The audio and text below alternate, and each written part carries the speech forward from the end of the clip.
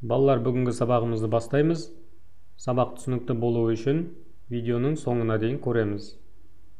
Бүгінгі сабақтың тақырыбы графикалық редактордағы фигуралар. Бүгінгі сабақтан үйренетініміз Paint графикалық редакторындағы фигуралармен танысу және фигураларды пайдаланып сурет салу. Алдымен Paint графикалық редакторын ашып алайық. Paint редакторында сурет салу үшін дайын фигураларды қайдан алуға болады? Paint редакторында сурет салғанда түрлі дайын фигураларды басты мәзіріндегі құралдар тақтасынан алуға болады. Мінекей құралдар тақтасындағы дайын фигуралар. Енді бірнеше фигураларды таныстырып өтейін. Paint программасында қарапайым фигуралар 3 бұрыш, 4 бұрыш, дөңгелек және ерекше фигуралар бар.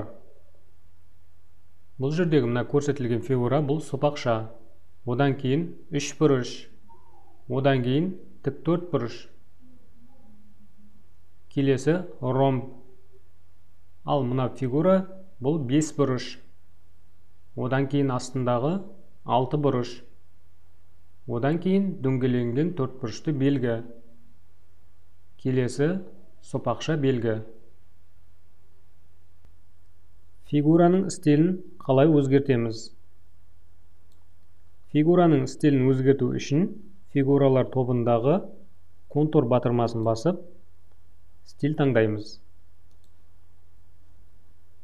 Контурдың өлшемін өзгерту үшін қалыңдық батырмасына басып, сызықтың өлшемін таңдаймыз. Ал түстер тобынан түсті таңдау арқылы фигураны бояй аламыз.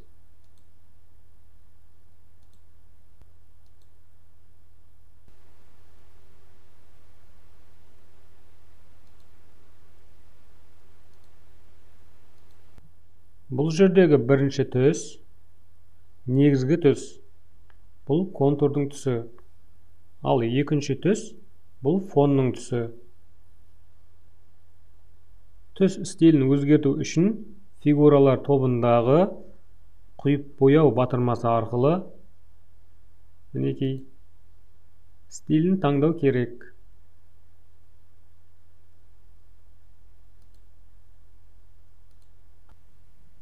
Бұл жердегі контурдағы стильді таңдау батырмалары.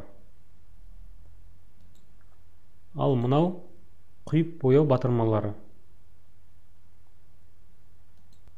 Балалар, бүгінгі сабақтан алған білімдеріңді қолданып, мына берілген тапсырмаға жауап береміз. Графикалық редактордың фигураларын атауымен сәйкестендір. Төмендегі берілген фигураларды атауымен сәйкестендіреміз.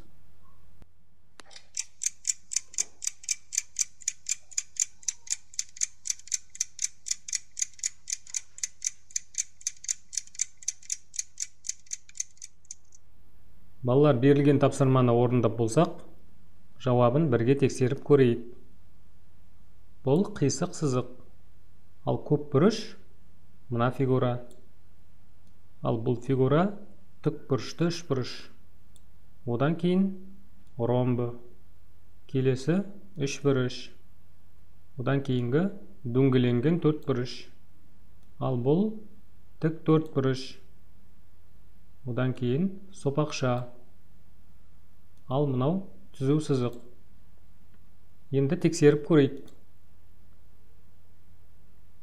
Жарайсыңдар балалар, мінекей барлық тапсырмалар дұрыс орындалды.